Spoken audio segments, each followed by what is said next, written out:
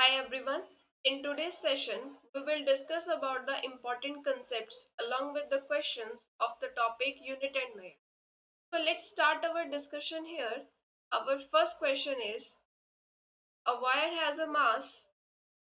यहाँ पे हमें वायर का मास गिवन है and radius is length 0.6 plus minus 0.06 centimeter.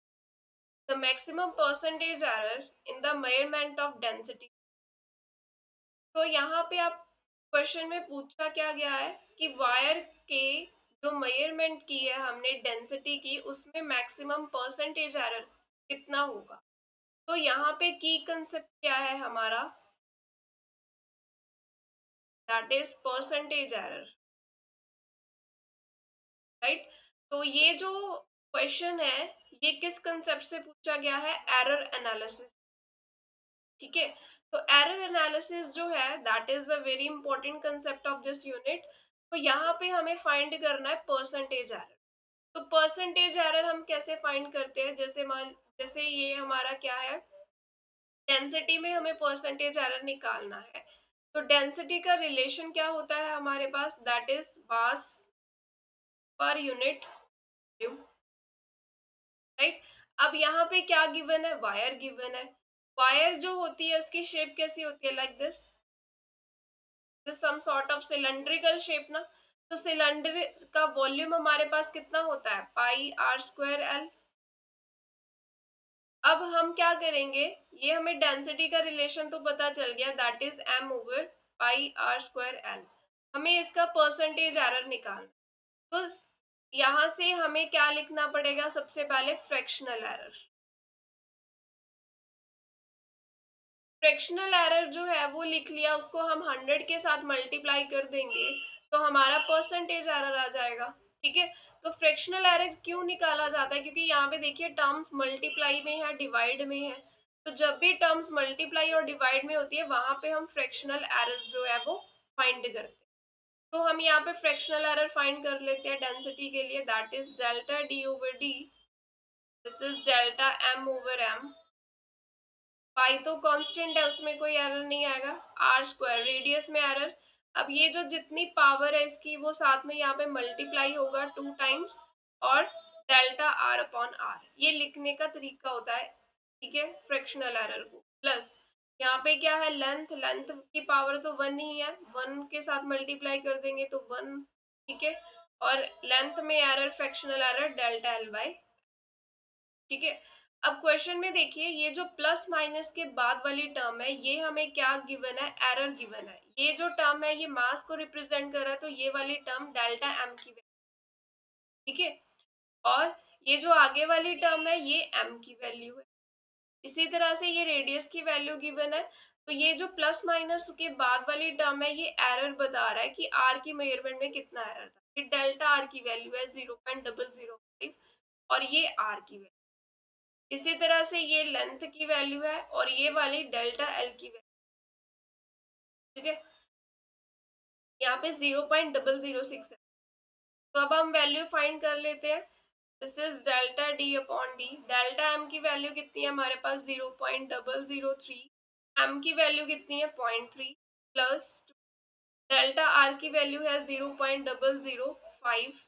Are की वैल्यू कितनी है, 0.5 plus delta L that is 0.006 upon L. Single single ही आएगा ये, 0.006 ही है। देखते हैं।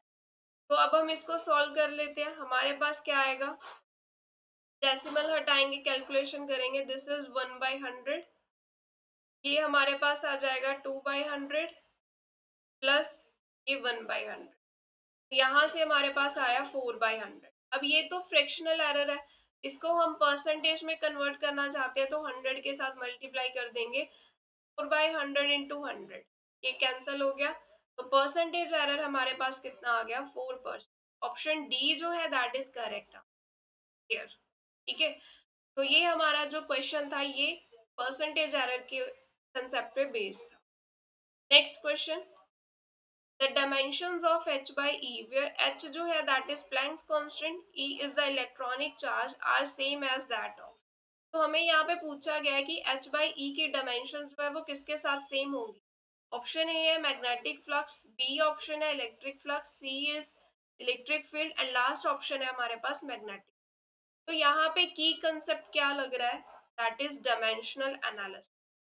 ये उस कंसेप्ट का टॉपिक है, उस कंसेप्ट पे बेस पे ये क्वेश्चन पूछा गया है, डायमेंशनल एनालिसिस, राइट। तो हमें क्या करना है, यहाँ पे इसकी डायमेंशंस निकालनी है, तो निकाल लेते हैं। h अपॉन e की डायमेंशंस निकालनी है। अब h जो है प्लैंक्स कांस्टेंट है, हमें फॉर्मूलेस रिलेशंस पता होना चाहिए जिनमें h इन्वॉल्व होता है, ठीक है, वहां से हम डायमेंशन जो है वो निकाल सकते हैं। अब जैसे मुझे क्लियरली पता है E जो है वो किसके इक्वल होता है, h इंटू न्यू क्या होता है, फ्रीक्वेंसी। यहाँ से प्लैंक्स कांस्टेंट की वैल्यू क्या आ गई, E बाय, राइट। तो यहाँ से E की वैल्यू, E की डायमेंशंस क्या होती है, एनर्जी की डायमेंशंस होती है हमारे पास ml/t माइनस, और फ्रीक्वेंसी की डायमेंशंस क्या आएंगी, 1/t यानी कि t की पावर माइनस, है ना। फ्रीक्वेंसी यही होता है हमारे पास 1 टाइम पीरियड, तो इसकी डायमेंशंस क्या आ जाएंगी, t की पावर -1। तो h की डायमेंशंस हमारे पास आ गई ml/t -1, ये हमारे पास h की डायमेंशंस आ गई। अब हमें डिमेंशंस निकालनी किसकी है, दैट इज ई। ई क्या है यहाँ पे, इलेक्ट्रॉनिक चार्ज, तो उसकी डायमेंशंस भी निकाल लेते हैं।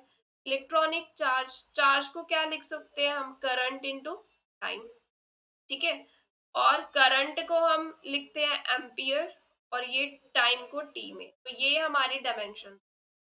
अब हमें ये तो पता चल गया कि एच और ई की डायमेंशंस क्या है, हम डिवाइड कर देते हैं इनको, तो ml/t -1 अपॉन चार्ज की डायमेंशंस आ गई a इंटू टी, तो h अपॉन ई की डायमेंशंस जो हमें मिल रही है ml² t -2 a -1, ये डायमेंशंस, ठीक है। अब क्वेश्चन में पूछा गया है कि यही डायमेंशंस किसकी होंगी, तो बाय ऑप्शंस हमें देखना पड़ेगा सबसे पहले। तो सबसे पहले हम बात कर लेते हैं फर्स्ट ऑप्शन की, that is the magnetic flux. इसके डायमेंशंस चेक करते हैं। अब फ्लक्स कैसे निकालते हैं हम, फ्लक्स क्या होता है, B इंटू ए। बी क्या है, मैग्नेटिक फील्ड, तो मैग्नेटिक फील्ड का रिलेशन हमें पता है, मैग्नेटिक फील्ड को हम कैसे लिखते हैं, force is equal to B. तो यहाँ से B किसके इक्वल आ जाएगा, force upon charge into velocity into area. क्योंकि हमें B की डायमेंशंस जो है अगर याद नहीं है तो हम फॉर्मूला से निकाल सकते हैं। मेरे को फॉर्मूला पता है ये वाला, तो मैंने यहाँ से B की वैल्यू निकाली, यहाँ पे फिल कर दी। अब यहाँ पे डायमेंशंस लिख लेते हैं। फोर्स की डायमेंशंस क्या होती है हमारे पास, ml/t -2। एरिया की डायमेंशंस, ए क्या है, एरिया, एरिया को डायमेंशंस आ जाएंगी l²। चार्ज को कैसे लिख सकते हैं dimensions, that is area, current into time, current के लिए हम एम्पियर यूज करते हैं, ए, टाइम इज टी। बी क्या है यहाँ पे, वेलोसिटी, वेलोसिटी की डायमेंशंस lt। अब इसको सॉल्व कर लेते हैं, देख लेते हैं इसकी डायमेंशंस क्या आ रही है, ये m, ये एक l इसके साथ कैंसिल हो जाएगा, और एक l बचा, एक l ये है, तो l की पावर 2 हो जाएगा। नीचे t क्या होगा, t की पावर 0 हो जाएगा, क्योंकि ये t की पावर 1 है और t की पावर -1, तो ऊपर बचे t की पावर -2 और a की पावर -1। तो देखिए ये h बाई e के डायमेंशंस है, वो सेम ही मिल रही है मैग्नेटिक फ्लक्स की, ठीक है, तो ऑप्शन ए आएगा इसका करेक्ट आंसर। तो इस तरह से हम डायमेंशंस की हेल्प से अपना क्वेश्चन जो है यहाँ पे सॉल्व करेंगे। हमें यहाँ पे रिलेशन पता होने चाहिए, तभी हम डायमेंशन जो है इजिली निकाल सकते हैं। नेक्स्ट क्वेश्चन देखिए अब, E square upon mu naught has the dimensions. हमें यहाँ पे भी डायमेंशंस पूछी गई हैं कि ई स्क्वायर क्या है, यहाँ पे ई है इलेक्ट्रिक फील्ड, म्यू नॉट क्या है, परमिएबिलिटी ऑफ फ्री स्पेस। तो यहाँ पे की कंसेप्ट कौन सा है, किस कंसेप्ट से पूछा गया है ये question, that is about the dimension analysis, dimensions की बात की गई, ठीक है, हमें इसकी डायमेंशंस निकालनी है। अब हमें रिलेशन पता होने चाहिए। मेरे को पता है कि जो फोर्स होता है that is equal to charge into electric, electric field किसके इक्वल आ गया, फोर्स पर यूनिट ठीक है। अब यहाँ पे फोर्स की वैल्यू क्या हो जाएगी, फोर्स की डायमेंशन कर देते हैं ml2, sorry this is ml t minus two, force की dimensions ml t minus two. Charge को हम लिख सकते हैं करंट इनटू टाइम, तो करंट की चार्जेस करंट इनटू टाइम, तो करंट की डायमेंशंस a, टाइम की t। तो यहाँ से इलेक्ट्रिक फील्ड की डायमेंशंस तो मुझे मिल गई, that is m l t minus three a minus one. ये हमारे पास इलेक्ट्रिक फील्ड की डायमेंशंस जो है वो आ गई। ठीक है। अब सेकेंड डायमेंशन किसकी निकालनी है, that is mu not. Mu naught क्या होता है, परमिएबिलिटी। अब परमिएबिलिटी का जो वैल्यू है वो हमें कहाँ से मिल सकता है, मैग्नेटिक फील्ड के रिलेशन से। जैसे बायट सावर्ट्स लॉ हम लिखते हैं, that is mu naught over 4 pi I D L sine theta upon R square. ठीक है। तो यहाँ से म्यू नॉट की वैल्यू निकाल लेते हैं, फिर उसके डायमेंशंस निकल आएंगी। 4 pi R square D V upon I D L sine theta. 4 pi तो कांस्टेंट है, आर स्क्वायर यानी कि डिस्टेंस ही होता है, तो ये एल स्क्वायर आ जाएगा। Magnetic field DB, magnetic field को हम क्या लिख सकते हैं, that is F is equal to Q V B होता है। तो मैग्नेटिक फील्ड की वैल्यू हम यहाँ पे लिख देंगे एफ अपॉन क्यू वी। ठीक है। तो यहाँ पे इस एक्सप्रेशन में डीबी की जगह हम लिख सकते हैं ना 4 pi R square F upon Q into V, this is I D L sine थी। अब लिख लेते हैं डायमेंशन। फोर्स क्या होती है dimension, M L T minus two. ठीक है। नीचे चार्ज, चार्ज को हम लिख सकते हैं current into time, that is A into T. Velocity की dimensions L T minus one. ये करंट है, करंट की डायमेंशंस एम्पियर हो गई। टीएल क्या होता है, लेंथ एलिमेंट होता है, तो लेंथ ही है ये, तो एल आ गया। साइन थीटा की तो डायमेंशन। तो यहाँ पे हमारे पास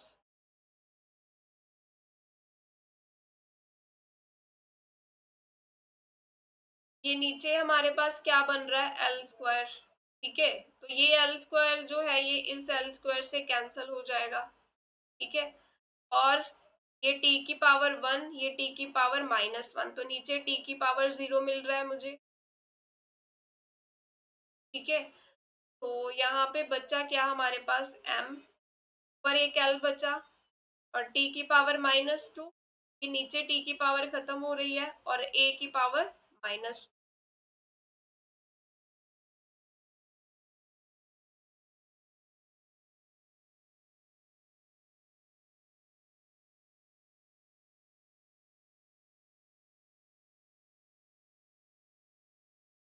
अब डायमेंशंस निकाल लेते हैं यहाँ पे। किसकी निकालनी है हमें, ई स्क्वायर अपॉन, तो ई स्क्वायर है, तो ये जो डायमेंशंस निकाली है इलेक्ट्रिक फील्ड की उसका स्क्वायर करेंगे हम, एम स्क्वायर एल की पावर टू, टी की पावर माइनस सिक्स, ए की पावर माइनस। नीचे म्यू नॉट की डायमेंशंस हमारे पास क्या आई, M L T minus two A minus. तो ये a minus two factor cancel हो गया, इसको सॉल्व कर लेते हैं, तो m की पावर वन आ जाएगा, ये l की पावर भी वन बनेगा, तो t की पावर माइनस सिक्स, ये माइनस टू ऊपर गया प्लस टू, यानी कि ये हमारे पास आ गई एम एल टी माइनस। तो ऑप्शन बी आएगा इसका करेक्ट आंसर। ये जो है डायमेंशंस हमें ऐसे फाइंड करनी। नेक्स्ट क्वेश्चन है हमारे पास, if the constant of gravitation g, Planck's constant h, and velocity of light c, it is to be chosen as fundamental units, dimensions of radius of gyration is। तो यहाँ पे हमें जो है रेडियस ऑफ जायरेशन की dimensions निकालनी है। जो फंडामेंटल यूनिट्स है वो क्या है हमारी, अब मास लेंथ और टाइम नहीं है, ग्रेविटेशनल प्लैंक कांस्टेंट और लाइट है। तो यहाँ पे की कंसेप्ट हमारा क्या है, दैट इज यहाँ पे हमें रिलेशन डिराइव करना है। ठीक है, रिलेशन डिराइव करना है इनकी टर्म्स में। तो ये भी डायमेंशनल एनालिसिस की एप्लीकेशन है। ठीक है, relation derive, this is based on application of dimensional analysis. DA लिख रही हूँ, डायमेंशनल एनालिसिस। तो लिख लेते हैं, रेडियस ऑफ जायरेशन को हम K से डिनोट करते हैं। तो लेट्स से कि उसकी डिपेंडेंसी G की पावर X के साथ वेरी हो रही है, H की पावर Y, और वेलोसिटी ऑफ लाइट क्या है, C की पावर Z। ठीक है, इस तरह से डिपेंडेंसी आ रही है। तो ये जो K है ये साइन हटा देंगे, प्रोपोर्शनैलिटी का साइन हटाया, यहाँ पे मैंने एक कांस्टेंट लगा दिया, लेट्स से A लगा दिया। दिस इज G की पावर X, H की पावर Y, C की पावर Z।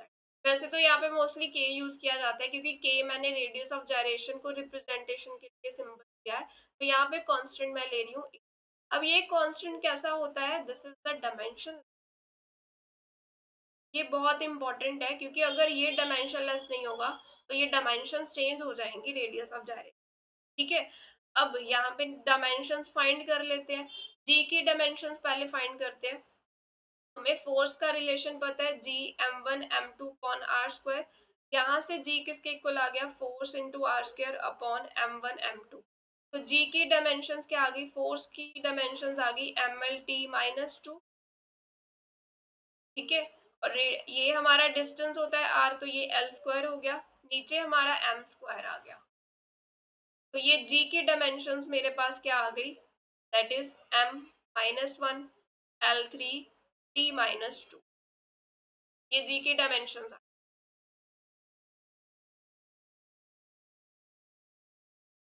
ठीक है, उसके बाद हमारे पास क्या है, h की डायमेंशंस भी निकाल लेते हैं। h की डायमेंशंस हम कैसे निकाल सकते हैं, हमें h का रिलेशन पता है, that is E is equal to h nu. यहाँ से h की डायमेंशंस क्या आएंगी, E बाय न्यू। तो एनर्जी की डायमेंशंस होती है हमारे पास ml/t-2। फ्रीक्वेंसी क्या होता है, 1 अपॉन टाइम पीरियड, तो ये t की पावर -1। तो h की डायमेंशंस आ गई ml/t-1। यही बनेगा, e की पावर -2 -1 ऊपर जाके +1 बनेगा। तो ये h की डायमेंशन आ गई हमारे। अब वेलोसिटी ऑफ लाइट c, उसकी डायमेंशंस क्या हो जाएंगी, lt-। और रेडियस ऑफ जायरेशन के जो है वो एक तरह से डिस्टेंस ही होता है, तो इसकी डायमेंशंस आ गई l। अब ये सारी डायमेंशंस जो है हम यहाँ पे फॉर्मूला में फिल करेंगे, ये जो फर्स्ट इक्वेशन है इसमें फिल कर देते हैं। क्या है हमारे पास, k इज इक्वल टू ये कांस्टेंट, g की पावर x, h की पावर y, c की पावर z। तो इसके डायमेंशंस लेंथ की, डायमेंशनलेस, तो ये तो डायमेंशनलेस है, इसको लिखने की जरूरत नहीं है। g की डायमेंशंस m-1 l3 t-2, यही थी m-1 l3 t-2। और h की डायमेंशंस है हमारे पास ml2 t-1।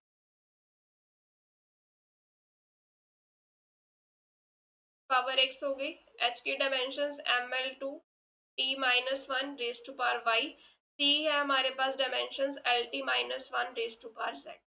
अब यहाँ पे पावर्स को लिख लेते हैं, m की पावर यहाँ पे क्या आ गई, -x प्लस y, l की पावर क्या बनी, 3x plus 2y and plus z, और t की पावर -2x -y माइनस। अब दोनों तरफ, क्योंकि डायमेंशन एनालिसिस में हम क्या करते हैं कि डायमेंशन जो है यहाँ पे इक्वेशन लिखी है हमने, तो डायमेंशन सेम होंगी, पावर जो है उसको इक्वेट कर देते हैं। तो -x प्लस वाई, इस तरफ तो m की है ही नहीं, m की पावर 0। ठीक है, और ये फर्स्ट इक्वेशन आ गई हमारे पास। सेकेंड, l की power 3x plus 2y plus z, इस तरफ कितनी पावर है, 1। ये सेकेंड इक्वेशन आ गई। ये हमारे पास -2x -y -z, ये किसके इक्वल आ गया, 0 के।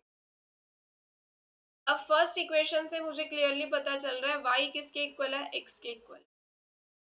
तो ये जो सेकंड और थर्ड इक्वेशन है इसमें फिल कर देते हैं।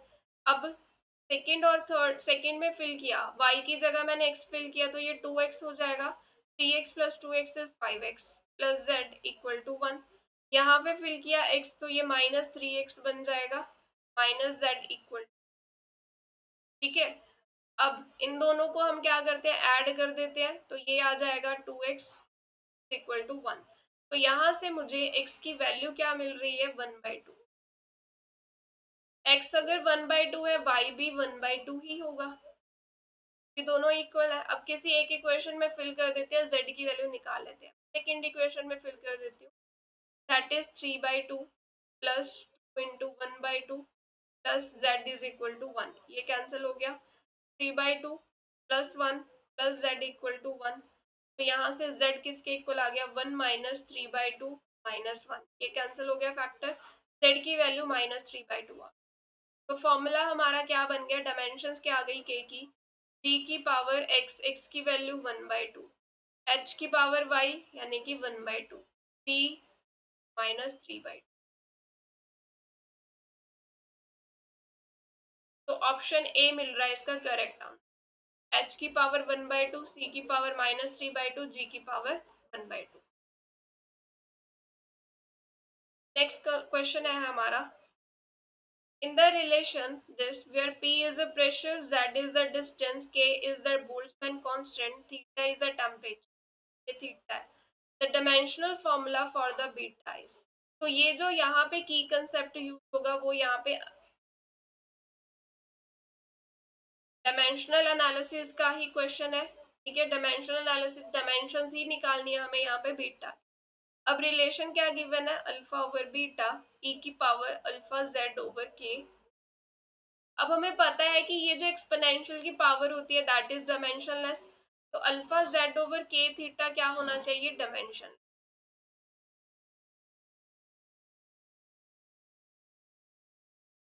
ठीक है। अब अल्फा जो है वो डायमेंशनलेस कब बन सकता है, अगर हम अल्फा को क्या लिखें, के थीटा अपॉन जेड। यहाँ पे अल्फा की वैल्यू के थीटा अपॉन जेड करेंगे तो ये डायमेंशनलेस हो जाएगी टर्म, क्योंकि एक्सपोनेंशियल की जो पावर होती है वो डायमेंशनलेस होती है, ये वाला टर्म डायमेंशनलेस होता है। तो यहाँ से अल्फा की डायमेंशंस लिख लेते हैं हम, के क्या है यहाँ पे, बोल्ट्जमैन कांस्टेंट।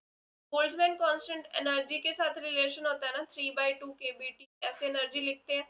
बेसिकली के की वैल्यू किसके इक्वल आ गई, ई अपॉन टी के, ठीक है। तो जो बोल्ट्जमैन कांस्टेंट है उसकी डायमेंशंस क्या आ गई हमारे पास, एनर्जी की डायमेंशंस ml/T-2, और नीचे क्या है, टेम्परेचर, टेम्परेचर को केल्विन में लिखते हैं तो यहाँ पे के लिख रही हूँ, ठीक है।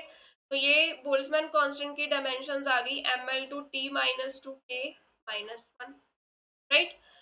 उसके बाद ये यहाँ पे अल्फा की डायमेंशंस निकाल लेते हैं, क्या मिलेंगी, के की डायमेंशंस क्या आई, ml/T-2k-1, थीटा यहाँ पे क्या है, टेम्परेचर, टेम्परेचर को केल्विन में मेजर करते हैं तो के लिख दिया। जेड है हमारा डिस्टेंस, डिस्टेंस यानी कि एल, तो अल्फा की डायमेंशंस तो मिल गई हमें एम, और ये एक एल कैंसिल हो गया यहाँ पे, एल ये टी की पावर -2, ठीक है। ये हमारे पास अल्फा की डायमेंशन। अब हमें पूछी किसकी है, बीटा की। तो यहाँ पे इस इक्वेशन में क्या लिख सकते हैं, यहाँ से कि जो प्रेशर की डायमेंशंस है वही डायमेंशंस अल्फा और बीटा की होंगी, अल्फा ओवर बीटा की, ठीक है। क्योंकि डायमेंशनल एनालिसिस के अकॉर्डिंग, क्योंकि अगर हम यहाँ पे इक्वेशन लिख रहे हैं तो यहाँ पे डायमेंशंस दोनों की क्या होनी चाहिए, सेम होनी चाहिए। तो यहाँ से बीटा की डायमेंशंस किसके इक्वल आ गई, that is dimension of alpha, dimension of pressure. तो अल्फा की डायमेंशंस तो लिख दी हमने ml/T-2। प्रेशर क्या होता है हमारे पास, फोर्स पर यूनिट एरिया, तो फोर्स की डायमेंशंस ml/T-2। एरिया की डायमेंशंस क्या आ जाएंगी, पर यूनिट एरिया, तो एल स्क्वायर आ जाएगा, ये एल स्क्वायर ऊपर जाएगा हमारा, ये फैक्टर तो सारा ही कैंसिल हो गया, तो डायमेंशन सिर्फ किसकी आई, एल स्क्वायर। तो बीटा का जो डायमेंशन फॉर्मूला है वो ऑप्शन ए आएगा, that is the correct answer. Next है हमारे पास, if energy E, momentum P, force F, these are chosen as fundamental units, dimensions of mass in the new. अब हमें यहाँ पे भी जो की कंसेप्ट है वो कौन सा लगाना है, डायमेंशनल एनालिसिस। यहाँ पे रिलेशन जो है वो फाइंड करना है, ठीक है। डायमेंशनल एनालिसिस यूज करेंगे। यहाँ पे फंडामेंटल यूनिट्स हमारे क्या है, एनर्जी, मोमेंटम एंड फोर्स। हमें मास की डायमेंशंस बतानी, तो हम क्या सपोज कर रहे हैं कि जो मास है वो ई की पावर ए के साथ वेरी कर रहा है, मोमेंटम की पावर बी के साथ, मोमेंटम स्मॉल पी, फोर्स की पावर लेट से सी के साथ वेरी कर रहा है। इसको अगर हम हटा दें, इस साइन को, एक कांस्टेंट लगा दिया के, ई की पावर ए, पी की पावर वी, एफ की पावर सी। अब ये जो कांस्टेंट होता है ये डायमेंशनलेस होता है, ठीक है। तो यहाँ पे हम क्या करेंगे, अब डायमेंशंस निकाल लेते हैं। एनर्जी की डायमेंशंस हमारे पास क्या होती है, ml2 -2। मोमेंटम की डायमेंशंस क्या होती है, मोमेंटम होता है मास इनटू वेलोसिटी, मास वेलोसिटी की dimensions lt minus f। Force की डायमेंशंस हमारे पास क्या होती है, mlt माइनस। अब ये सारी डायमेंशंस यहाँ पे फिल,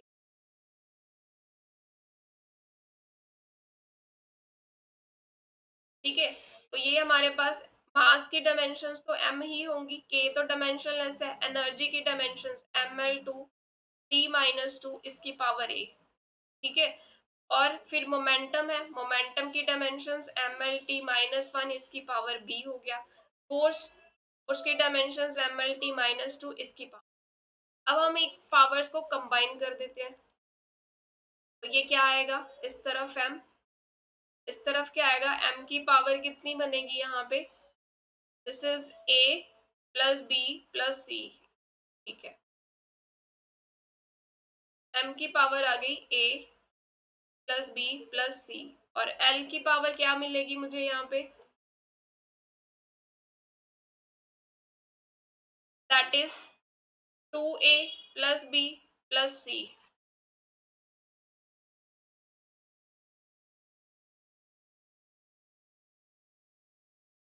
और t की पावर यहाँ पे क्या मिलेगी, -2a माइनस b -2।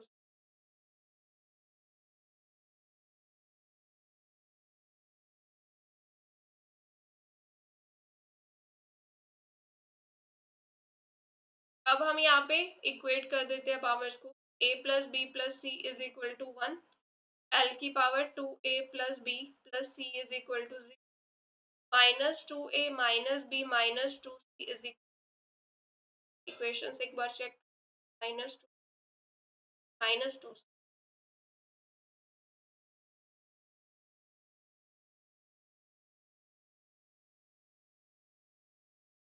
ठीक है। ये मार्क कर लेते हैं first equation, second equation, third equation. First और सेकेंड इक्वेशन को सब्ट्रैक्ट कर देते,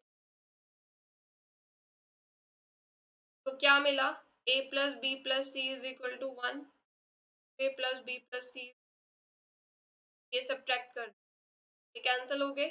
यहाँ पे मिला -a, दिस इज 1, ठीक है। तो a की वैल्यू तो -1 आ गई।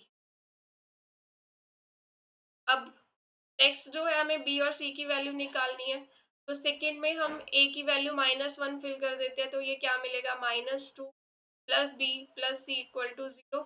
थर्ड इक्वेशन में a की वैल्यू -1 फिल की, तो ये मिलेगा 2 minus b -2c is equal.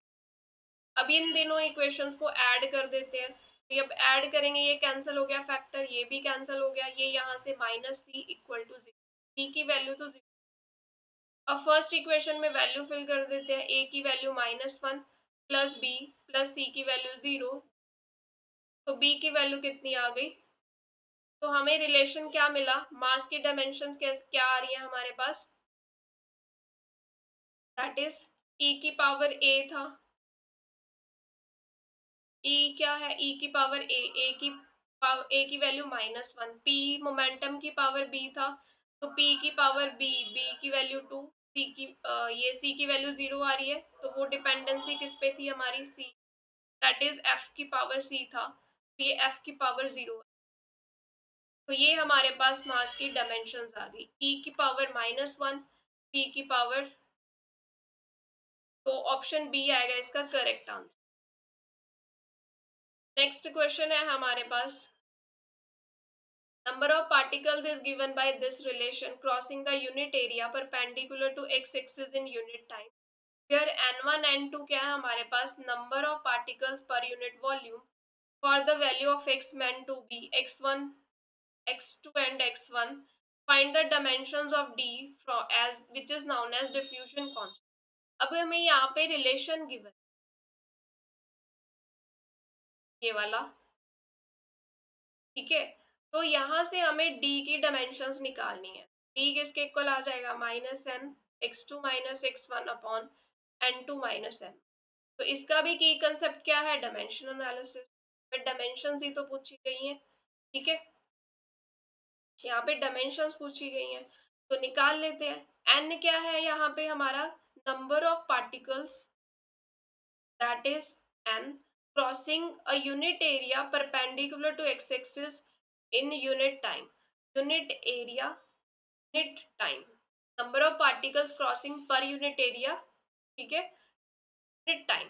तो नंबर की डायमेंशंस तो m0, l0, t0, एरिया की डायमेंशंस क्या आ गई l स्क्वायर, टाइम की डायमेंशंस, तो यहाँ से n की डायमेंशंस हमें क्या मिली, l माइनस t माइनस 1, ठीक है। अब n1 n2 क्या है, number of particles per unit volume है।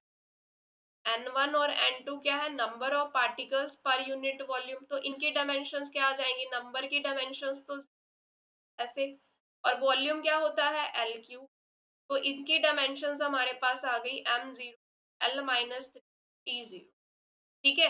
x क्या है, ये एक डिस्टेंस है, लेंथ है, तो x1 x2 की डायमेंशंस क्या आ जाएंगी, लेंथ की। तो अब हम d के डायमेंशंस निकाल लेते हैं।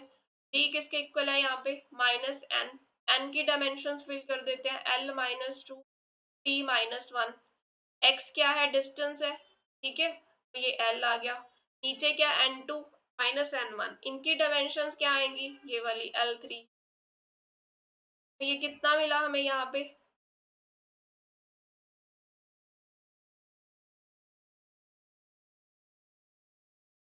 ये आ गया हमारे पास माइनस हो गई -1,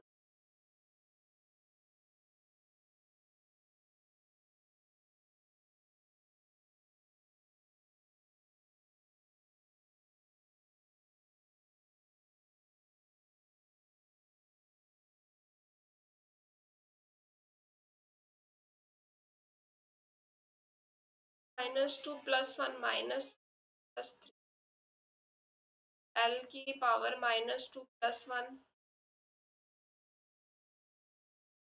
आ रहा है,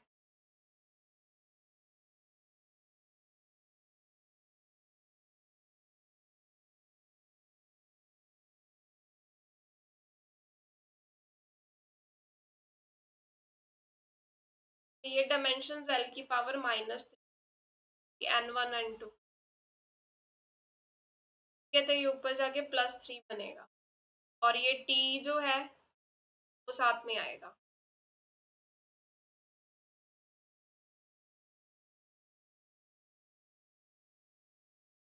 जिस t -1, ये हमारे पास आ गया 3 + 4 -2, this is l power 2 t की पावर -, तो ऑप्शन डी मिल रहा है इसका करेक्ट आंसर। नेक्स्ट क्वेश्चन है हमारे पास, when this is added to this the sum is, तो यहाँ पे की कंसेप्ट हमारा क्या है, दैट इज यहाँ पे जो है सिग्निफिकेंट फिगर्स यहाँ पे यूज किया जाएगा। अब इसको ऐड कर लेते हैं, 2.0347, दिस इज 15.7, ये हमारे पास आ गया 747.71। अब यहाँ पे सिग्निफिकेंट फिगर्स में रिजल्ट कैसे देखते हैं, हम यहाँ पे एडिशन कर रहे हैं ना, एडिशन और सब्ट्रैक्शन में क्या देखते हैं कि जिसमें कम जो होंगे डेसिमल प्लेसेस, यहाँ पे कितने डेसिमल प्लेसेस है, 4, और इसमें कितने हैं, 1, ठीक है। तो जो रिजल्ट होता है उसमें भी कितने होंगे, जितने जिसमें least number of decimal places हो, यानी कि यहाँ रिजल्ट में हमें एक ही चाहिए, तो 17.7 जो आएगा that is the correct answer. Next question. A body travels through uniformly a distance of this meter in time this velocity of body within error limit.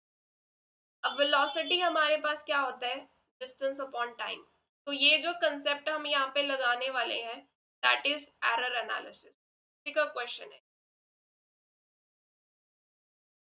तो ये जो प्लस माइनस के बाद वाली टर्म है ये एरर बताती है, ये किसका एरर है, डिस्टेंस की मेजरमेंट, और ये फर्स्ट टर्म है डिस्टेंस, ठीक है। ये टाइम की वैल्यू, और ये प्लस माइनस के बाद वाली टर्म क्या है, डेल्टा टी, टाइम की वैल्यू में एरर। पहले v की वैल्यू निकाल लेते हैं, डिस्टेंस कितना है 13.8, टाइम कितना है 4, वेलोसिटी की वैल्यू यहाँ से क्या आ गई 3.4। अब एरर निकालना है, तो यहाँ पे हमें क्लियरली दिख रहा है कि ये टर्म्स क्या है हमारे पास, डिवाइड हो रही है। फ्रैक्शनल एरर लिखेंगे यहाँ पे, तो फ्रैक्शनल एरर लिख लेते हैं, delta S by S plus delta T upon. अब वैल्यूज फिल कर देते हैं, delta we upon this 3.45, delta S कितना है हमारे पास 0.2, S is 13.8 plus delta T is 0.3 और ये 4। यहाँ से डेल्टा वी कैलकुलेट करके हमारे पास आ जाएगा 0.3। तो हमारे पास वेलोसिटी का जो एरर आ रहा है विद इन एरर लिमिट, जो वैल्यू आ रही है that is 3.5 plus minus 0.3। Option B आएगा इसका करेक्ट आंसर। नेक्स्ट क्वेश्चन है हमारे पास, the length and breadth of a metal sheet are this and this respectively, area of this sheet up to 4 correct significant figure is. तो obvious है यहाँ पे जो कंसेप्ट हमारा लग रहा है वो क्या लग रहा है, सिग्निफिकेंट फिगर्स। सिग्निफिकेंट फिगर से ये क्वेश्चन है। तो यहाँ पे क्या गिवन है कि लेंथ और ब्रेड्थ गिवन है, हमें एरिया निकालना है शीट। एरिया कैसे निकालते हैं हम, लेंथ इनटू ब्रेड्थ। तो लेंथ है 3.124 मीटर, ब्रेड्थ है 3.000। तो इसको मल्टीप्लाई करेंगे, हमारे पास आंसर आता है 9.3782। कुछ मल्टीप्लाई करके इतना रिजल्ट। अब 4 सिग्निफिकेंट फिगर्स के लिए पूछा गया है, तो यहाँ पे तो कि इसमें टर्म्स कितनी है सिग्निफिकेंट फिगर्स 4 में भी कितनी है 4, आंसर में भी कितनी चाहिए 4 ही चाहिए। तो रिजल्ट कहाँ तक आएगा हमारा 9.378 आ जाएगा, कि ये 2 जो फैक्टर है ये 5 से छोटा है। ठीक है, तो ये 9.378 ऑप्शन बी आएगा इसका करेक्ट आंसर। नेक्स्ट देखिए कि number of significant figures in this. तो यहाँ पे भी जो की कंसेप्ट लग रहा है that is about the significant figure,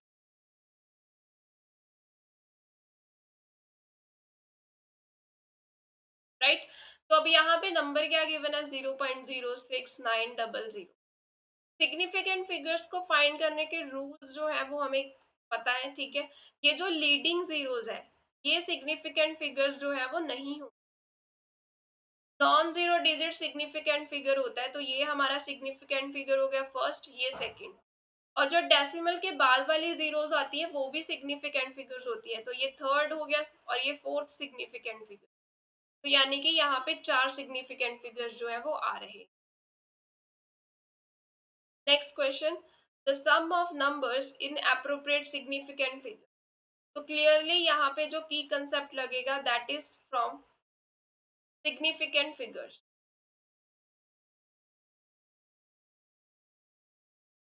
ठीक है, तो हम इनका सम ले लेते हैं पहले, तो 436.32 और ये 227.10 0.301 को ऐड कर देते हैं, ये आ गया 1 2 3 2 5 3 8 7 और 6 13 3 4 6 ये मिल रहा है। अब यहाँ पे क्योंकि एडिशन हो रही है, एडिशन में हम क्या चेक करते हैं कि जिस नंबर में least significant least decimal places होंगे उतने ही डेसिमल प्लेसेस होने चाहिए रिजल्ट में। तो ये जो फर्स्ट टर्म है इसमें डेसिमल प्लेसेस कितने हैं हमारे 2, इसमें कितने हैं 1, इसमें कितने हैं 3, तो लीस्ट कौन सा है ये 1 वाला, यानी कि रिजल्ट में एक ही डेसिमल प्लेस होना चाहिए। तो ऑप्शन सी आएगा इसका करेक्ट आंसर 663.8। नेक्स्ट क्वेश्चन है हमारा, which of following physical quantity has dimensional formula this। तो हमें यहाँ पे की कंसेप्ट क्या लगाना है, डायमेंशनल एनालिसिस, DA। ठीक है, तो ये जो फॉर्मूला है ये बताना है किसका है, तो बाय ऑप्शन चलते हैं। पहले हम निकालते हैं वर्क की डायमेंशन। वर्क क्या होता है, फोर्स इनटू डिस्प्लेसमेंट।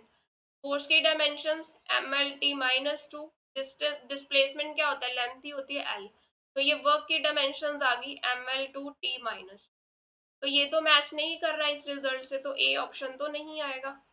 अब बी निकाल लेते हैं, पावर। पावर हमारे पास क्या होता है, वर्क अपॉन टाइम। तो वर्क की डायमेंशंस तो हमने अभी निकाली है, ये डायमेंशंस है वर्क की ml2t-2, नीचे टाइम।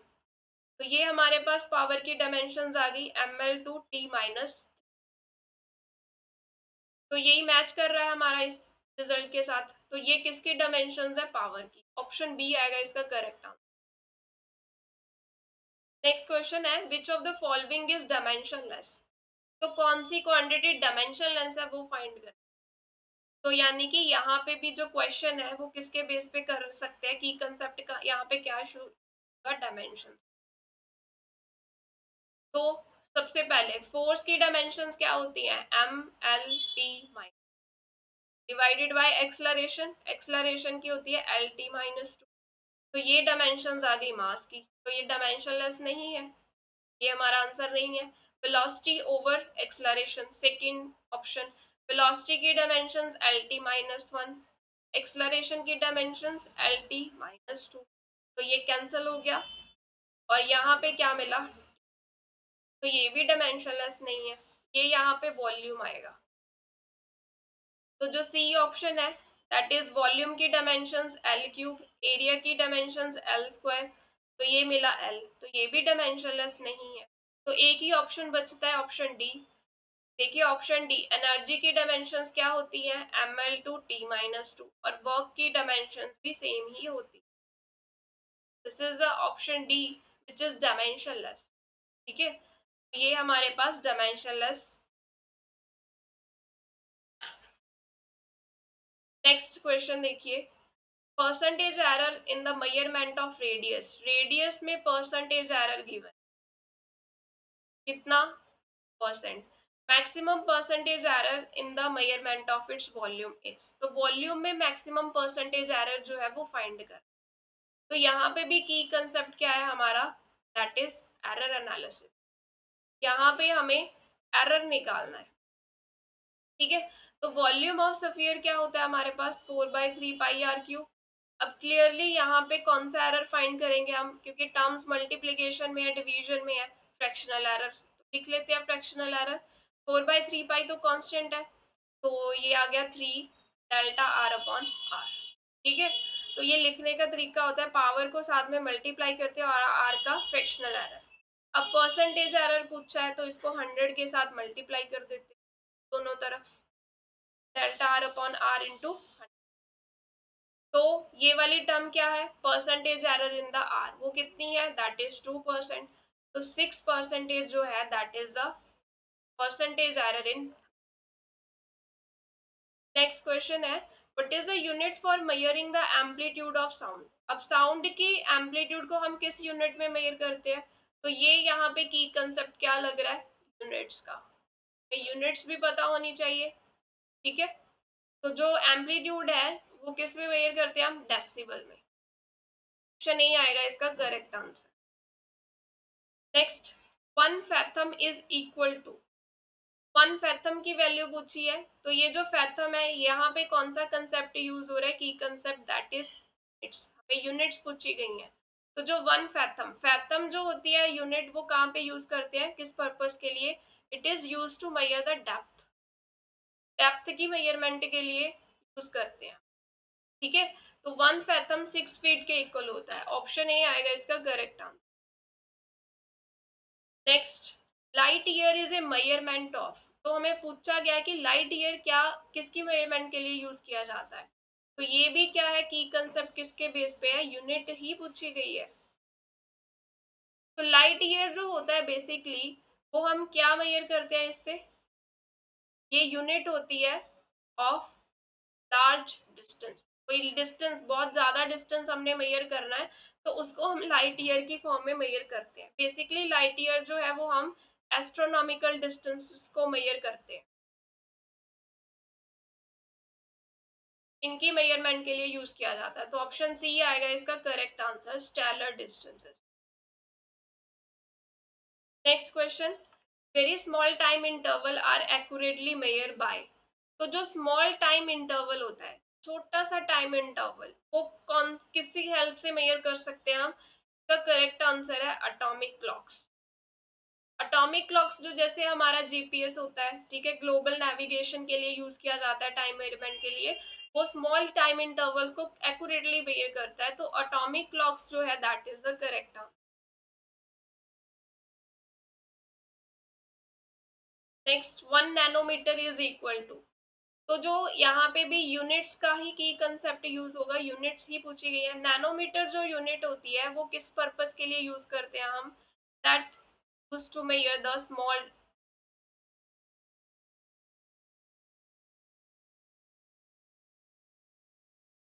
तो 1 नैनोमीटर किसके इक्वल होता है हमारे पास, 10⁻⁹ ऑप्शन सी आएगा इसका करेक्ट आंसर।